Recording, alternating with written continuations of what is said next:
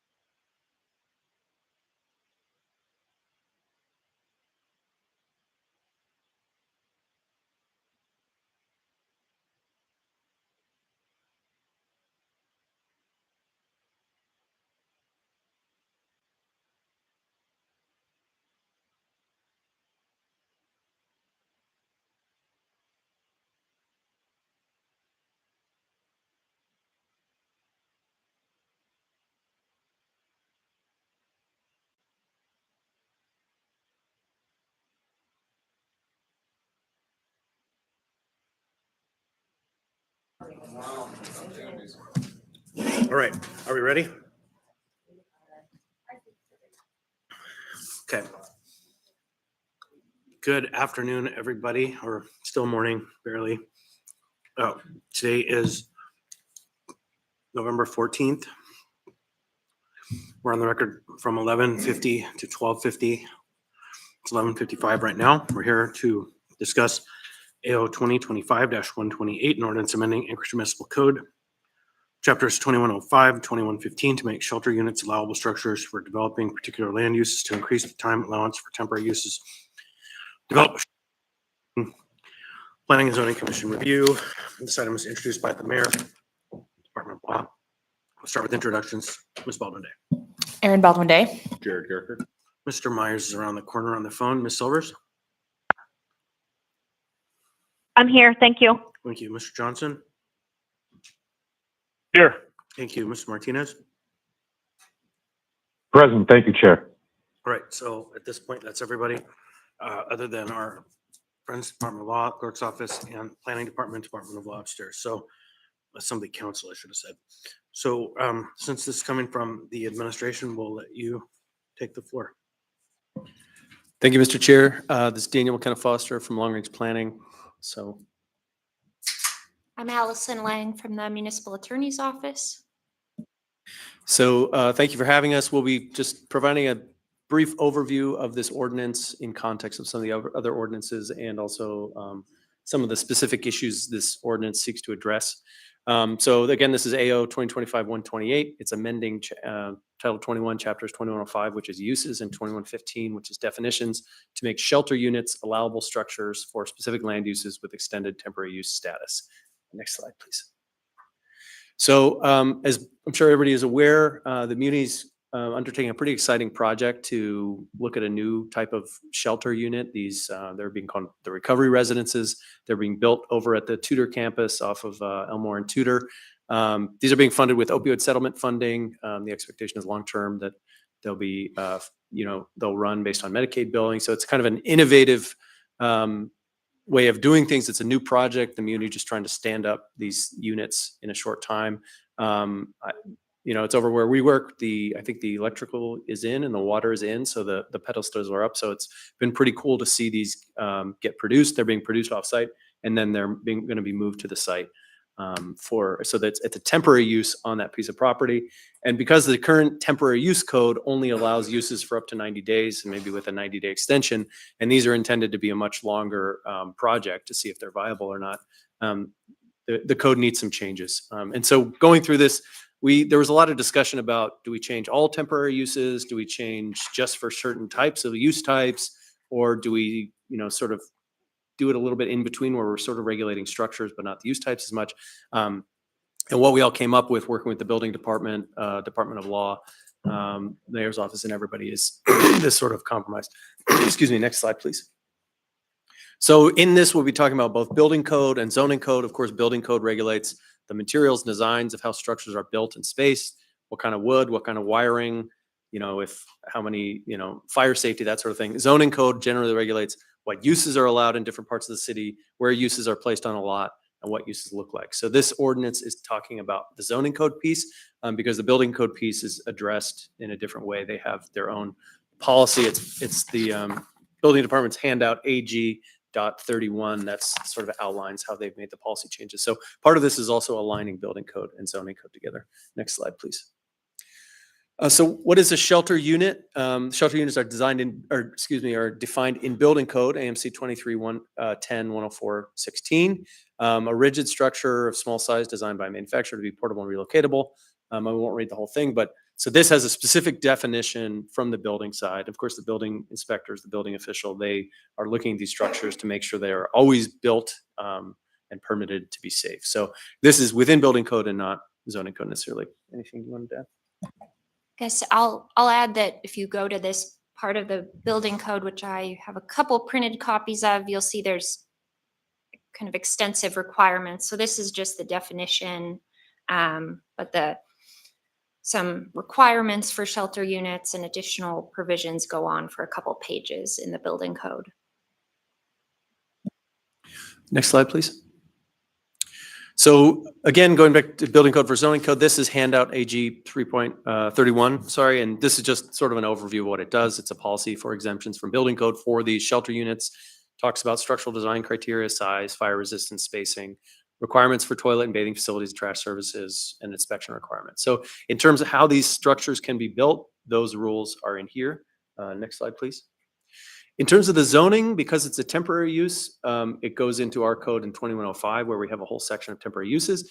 And this chapter is really designed for really short-term temporary uses. It's not really designed for this kind of thing. This chapter doesn't change very much. It hasn't been changed, I think, very much at all since it was sort of written out 10 years ago. And so that's why we have this AO. So the temporary uses code regulates where various uses may occur and how they're developed.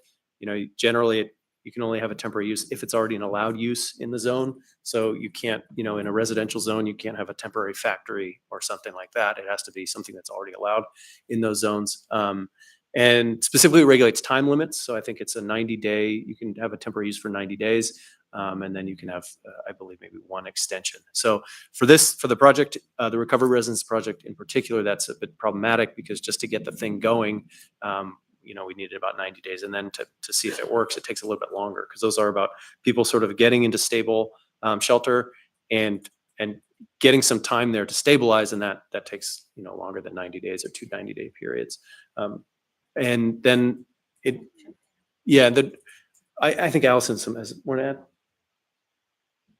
I think maybe some useful context on this, or to kind of like zoom out even more from what Daniel's saying. The nice thing about the temporary use part of Title 21 is I think a useful section of code because it allows for flexibility. It lets you do something, as Daniel was saying, that would otherwise be allowed in the zone, but you don't need to go through the full land use permitting process because it's temporary. So part of the idea here with shelter units, or the motivation, was we have the municipality, we may in the future have nonprofits or religious groups that want to help house people transitioning out of homelessness, but they don't want a lengthy and sometimes cost-intensive land use and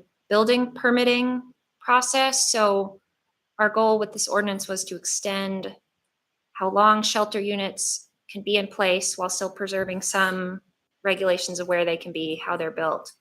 But because they're temporary uses, they don't have to get a land use permit. And then because the definition of shelter unit itself from the building code exempts them from building permits, you don't need a building permit, allowing these to be done with sort of a nimbleness that typically many things can't be developed with that nimbleness. Oh, and we'll get in more to how we're also have tried to preserve some reasonable regulations and limits on them.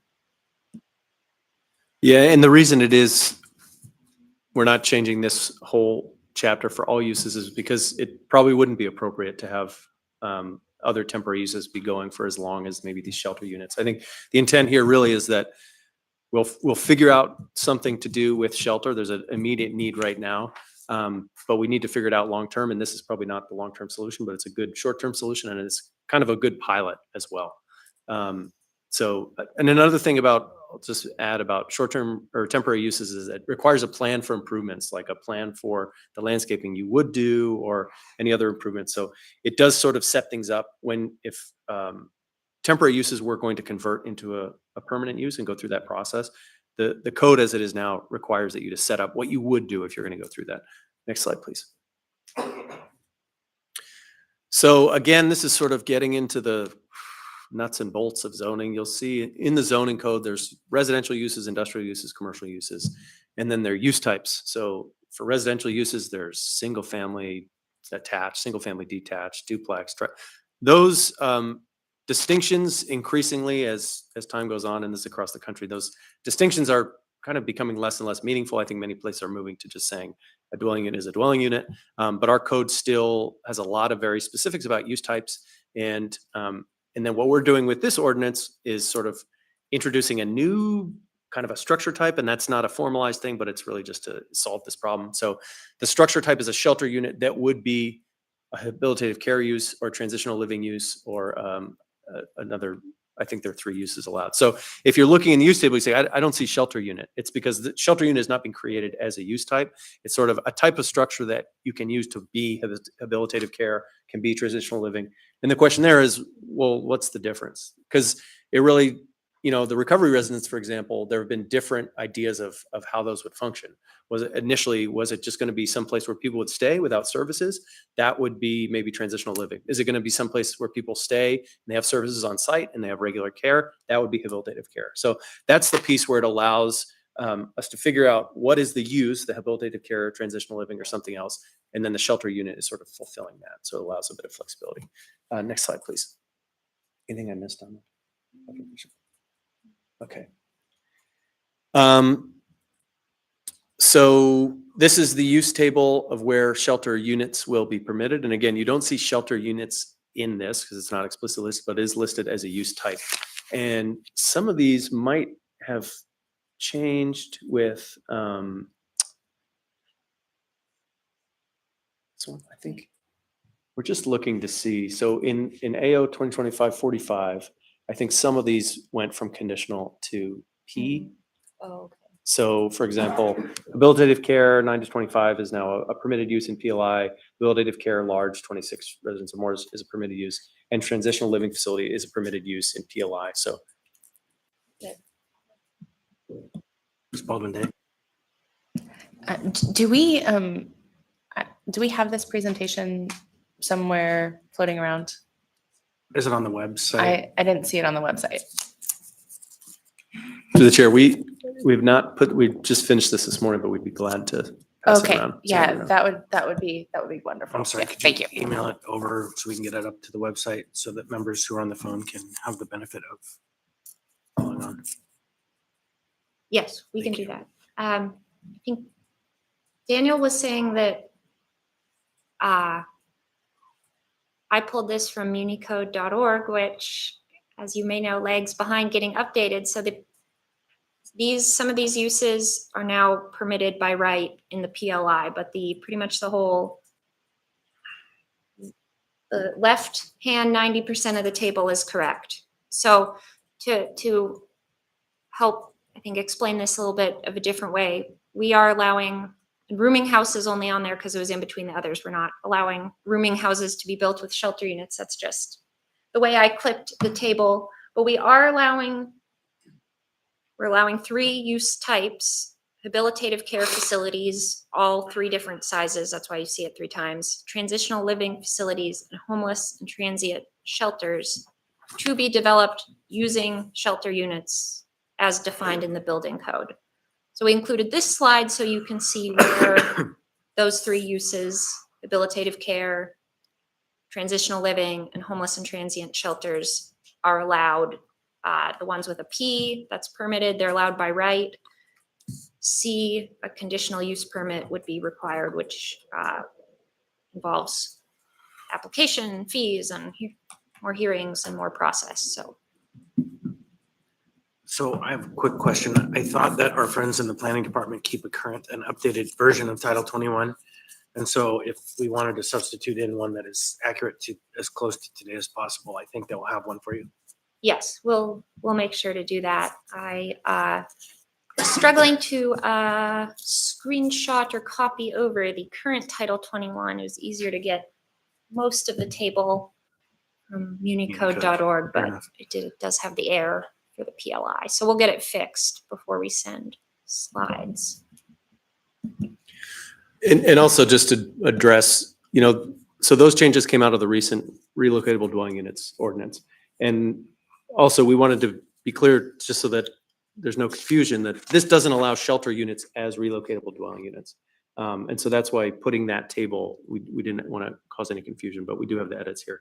And we'll get to that a little bit later, but if somebody asks, well, does that mean that somebody can place a shelter unit as a relocatable dwelling unit? And the answer is no, because it's the way it's defined is that a relocatable dwelling unit is a permanent living unit for permanent occupancy, and the shelter units are not. So the relocatable dwelling unit is permitted through building code for permanent occupancy. The shelter unit is this sort of separate process for temporary occupation. Next slide, please. So just to reiterate, what does this ordinance do? It only allows shelter units to be constructed within 3 specific land use types: habilitative care, transitional living, homeless and transient shelters. So you can't have a house be built or a shelter unit be built under the use type of a house. It exempts shelter units from the use specific standards for habilitative care, for transitional living facilities, homeless and transient shelters. Again, it's not saying there's no regulations that apply to these, but really it's leaning again on the building department for their permitting process for regulating these. And it exempts shelter units from the time limits for temporary uses. So it allows shelter units to be placed for longer. Basically, you can place for up to 1 year, and then you can have subsequent renewals of that with director approval. So it could be 1 year, and then if it doesn't work, then the director can say, sorry, this isn't working anymore. But as we mentioned previously, the existing code would only allow 90 days, and that just wouldn't work for this project. So allows shelter use PLI, define shelter units in Title 20 by referencing the building code's definition. Next slide, please.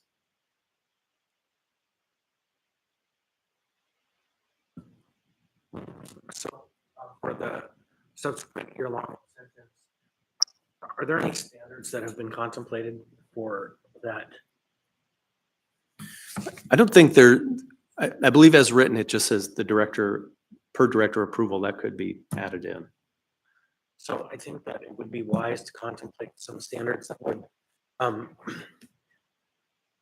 establish whether it is worth continuing, whether it is reached its useful end in that location, impacts start to generate that, or I don't know what things might be, but it might be worth exploring a little bit. It doesn't have to be in the code in your operations that understands when it starts to become a problem or deteriorate to a point where, you know, the cost benefit analysis is essential. And so I would offer some thinking along that line because that's a very broad extension policy. And so some bounds on that would be wise. Thanks. Next slide, please. So we kind of touched on it a few times, but you know, why this approach? And it was to allow, a lot of it was sort of marrying what's in building code with what's in zoning code. And for building code, they have a lot more flexibility with how they can allow things and how they can change what's allowed or not. In zoning code, every time we make a change in zoning code, we go through the entire process. In building code, it's a little more nimble and they say, we're going to, here's the policy, and they're relying more on their sort of their professional discretion or their official stamp, you know, as a certified building official. So this allows shelter units, which are already defined in building code, to be used for the types of uses for which they make sense, that habilitative care, transitional living, and the shelter. And also avoid creating a new use type in the use table. Now, that's not just for our own expediency, but also because it once you create a new use type, then you have to figure out, should it go in every zone? Do we need to use specific standards for every zone? And really that discussion, we're leaning on that discussion's already been had based on where these bigger use types are allowed, where habilitative care is allowed. So basically, if habilitative care is allowed in a zone, then this shelter could implement that, the shelter use. And again, efforts to harmonize Title 21 and 23. And also avoid making a big change for the rules for all temporary uses, so that those still have the same rules where it's 90 days and maybe one 90-day extension. And there are a lot more specifics about what is or isn't allowed. Next slide, please.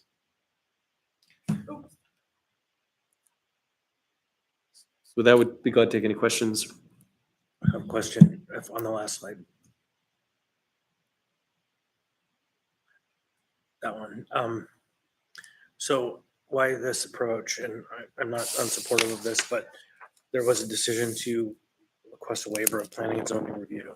So can you give us a short order, kind of strong answer we can provide to our friends out there who are going to ask, why did you do that?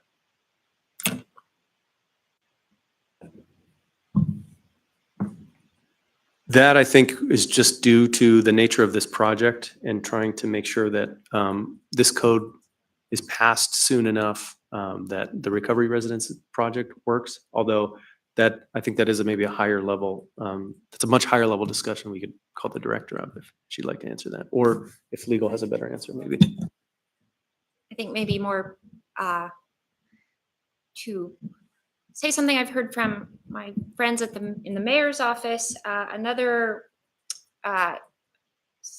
the other urgency behind this we felt came from the situation of having hundreds of evacuees from Western Alaska. The idea being that perhaps these shelter units could help be part of the temporary housing solution for people from Western Alaska. And so by allowing this Title 21 text amendment to bypass PZC, we're getting this potentially in our code, more in a 2-month time frame than a 6-month time frame. So I'll ask that question slightly differently. Is there anything being lost by not going through that process? And again, I'm a fan. Well, so I'm not coming at this in opposition. I think the benefits of the longer PCC process is you just have more time and potentially more eyes on it. And so you have the time for the PCC to look at it, and we would have more, potential community council notification. I think in this case, a lot of what the Recovery Residences project has been doing sort of targeted outreach in the university area and Campbell area. So I think that would be, you just have less time and maybe fewer eyes on it. But in general, it's not really changing the use types. It's just changing how these use types could be used essentially. Okay, I think the streamlining the process to ensure we are able to house people is the most salient piece to me. And those things are fine as well. Thank you. Other questions? Anyone on the phone? Okay, well, I think this item is before us Tuesday night.